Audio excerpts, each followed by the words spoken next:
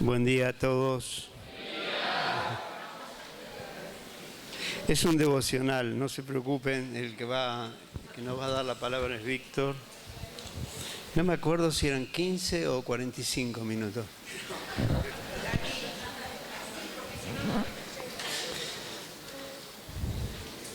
Me gustaría hablar estas mañanas, 15 minutos cada vez, 20 máximo, sobre el Evangelio del Reino como el remedio y la solución de Dios, no solamente para el problema del pecado y del que vive en el reino de las tinieblas, sino para los que ya estamos en el reino de Dios. Sigue vigente ese Evangelio hasta que vayamos a la presencia de Dios. El Evangelio del Reino tiene que estar vigente en nuestra vida todos los días. No es que es para entrar al reino, sino que es para vivir en el reino. El arrepentimiento tiene que seguirnos todos los días. No es que me arrepiento cuando me arrepentí de mis pecados y decidí bautizarme. Todos los días necesitamos aplicar el arrepentimiento en nuestra vida. A medida que leemos las Escrituras y nos damos cuenta de que necesitamos producir cambios, eso es arrepentimiento, eso es un llamado al arrepentimiento. La eficacia o el significado del bautismo tiene que seguirnos todos los días. Todos los días necesitamos darnos cuenta que estamos muertos con Cristo y que hemos resucitado con Cristo a una vida nueva. Y de esa manera vamos viviendo la vida cristiana normal. Por eso lo que yo quiero hablar brevemente es de la importancia de que ese Evangelio del Reino siga vigente en nosotros. En 1 Juan capítulo 2, no lo busquen, son 3 versículos muy breves. Dice el apóstol Juan: os escribo a vosotros, hijitos, porque vuestros pecados os han sido perdonados por su nombre. Le está escribiendo a un grupo de hermanos. Estos no son hijitos chiquitos, está hablando de la vida espiritual, del crecimiento espiritual, y estos son hijitos. Después dice: os escribo a vosotros, jóvenes, porque sois fuertes y la palabra de Dios permanece en vosotros y habéis vencido al maligno. Ya no son hijitos que siempre están confesando y necesitan que sus pecados les sean perdonados continuamente. Ya son jóvenes, han crecido espiritualmente. Os escribo a vosotros, padres, porque conocéis al que es desde el principio. Ya son padres espirituales, no son ni hijitos ni jóvenes, son padres espirituales. Ya comprenden a Dios como Padre. Y yo quiero hablar sobre el crecimiento espiritual y el Evangelio del Reino. La vida cristiana normal comienza con un suceso y Jesús lo describe como un nuevo nacimiento. Nacemos del agua y del Espíritu. Y luego sigue como un proceso.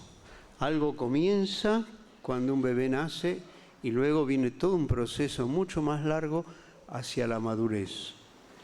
Todo el Nuevo Testamento, desde Jesús en los Evangelios y siguiendo por los apóstoles en las cartas, comunican esta idea y la repiten, que seguir a Cristo es un desarrollo continuo hacia la madurez.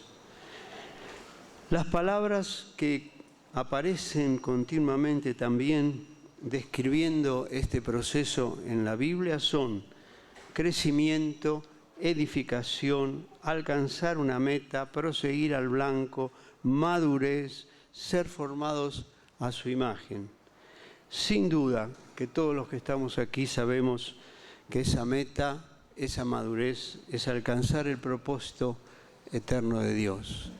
Nacemos y tenemos un camino para recorrer hasta llegar a la meta. Y la meta es ser como Jesús. Y el tema de estos días va a ser la niñez perpetua, espiritual. Los que nacen y al principio son bebés y hay que cuidarlos, atenderlos como bebés, pero después de años son bebés y hay que atenderlos. Y ¿saben qué? No es que lo voy a decir yo, voy a leer versículos donde hablan de esto. Aquí quiero hacer una parada, mi primera evaluación, porque quisiera que lo que yo voy a hablar estos días sirva para identificarnos. Yo soy así, no soy así, y autoevaluarnos. ¿Estoy avanzando en este proceso o sigo siendo siempre el mismo? ¿Estoy alcanzando la madurez que propone las Escrituras, por lo cual Jesús nos salvó, nos redimió y quiere que alcancemos ese propósito? Miren, la palabra edificar, que dije que aparece muchas veces, viene de edificio. Es comenzar desde los cimientos y continuar una hilera de ladrillos por día o muchas hileras y todo lo que se pone arriba. Estamos edificando una casa, un edificio.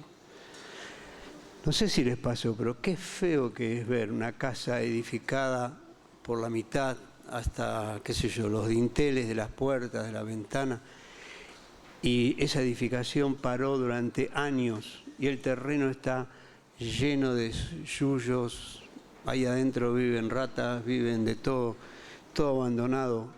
Qué feo que es, qué horrible nuestra vida cristiana si paró el proceso de edificación. Y la palabra crecimiento, en el idioma castellano, que también aparece muchas veces, es avanzar en estatura y en madurez, de acuerdo a la edad. A los años que pasan hacia nuevas etapas físicas y mentales, nuevos intereses, nuevos conocimientos. No es lo mismo un niño de 5 años que uno de 15. Todo cambió, los intereses, todo. Yo recuerdo que los primeros años de mi primer nieto, en mi estrecha mentalidad, yo le decía, mira, hacé tal cosa y te doy 10 pesos.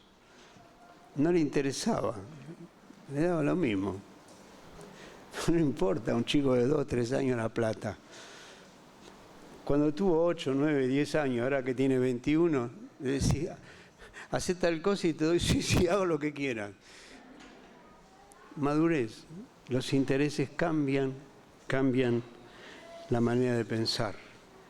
Eso es, estoy definiendo en castellano, edificar y crecer, porque Pablo dice en Efesios capítulo 4, siguiendo la verdad en amor, crezcamos en todo, en aquel que es la cabeza, esto es Cristo, de quien todo el cuerpo, bien concertado y unido entre sí por todas las coyunturas que se ayudan mutuamente, según la actividad propia de cada miembro, recibe su crecimiento para ir edificándose en amor.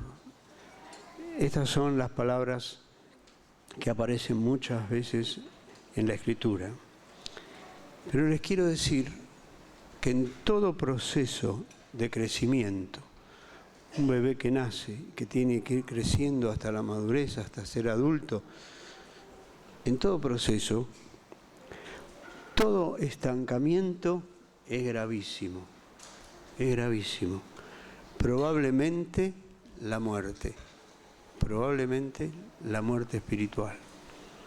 Por eso Pablo dice, el que comenzó en vosotros la buena obra, ahí está el suceso, el que comenzó en vosotros la buena obra, la perfeccionará hasta el día de Jesucristo. Ahí está el proceso. Esa era la mentalidad apostólica. ¿Cómo relacionamos toda esta problemática que estoy enunciando con el Evangelio del Reino? Y les doy un anticipo, muy sencillo, porque el Evangelio del Reino, y me paro un segundo en esta expresión, el Evangelio es una buena noticia. Nada más, es una buena noticia. ¿Vamos a predicar el Evangelio? Bueno, le vas a ir a decir a tu vecino, estoy hablando de un griego, porque Evangelio es una palabra griega, vamos a predicar el Evangelio. Y voy corriendo y le digo a mi vecino que me saqué la lotería. Es una buena noticia. O que me salió la jubilación, es una buena noticia. Decir solo Evangelio, y la Biblia no dice solo eso. Jesús dice vez tras vez que iba por todas las aldeas, por todas las ciudades. Comienza su ministerio en Galilea diciendo: el tiempo se ha cumplido, el reino de Dios se ha acercado, arrepentidos y creed en el Evangelio. ¿En qué Evangelio? ¿En qué buena noticia? En que el tiempo se ha cumplido y que el reino de Dios se ha acercado. Entonces tengo que decir que el Evangelio del Reino, por eso relacionamos el Evangelio con la problemática de la niñez permanente, es el único que produce discípulos. Cualquier otro Evangelio, que no existe otro Evangelio, porque Pablo dice no hay otro Evangelio. Si un ángel del cielo o yo les predica otro Evangelio que no sea este Evangelio del reino de Dios, que sea anatema. El Evangelio del Reino es el único que produce discípulos, porque nos llama a seguir a Jesús. Y seguir a Jesús es avanzar, y avanzar, y avanzar. Y un discípulo, en griego matete, es la característica que tiene en la Escritura, es aquel que aprende, que aplica, que lo vive y que lo enseña. Y ese es el secreto de la madurez. Aplicar lo que aprendo, vivirlo, me ayuda a crecer y muchísimo más me ayuda a enseñar a otros a vivir esa vida.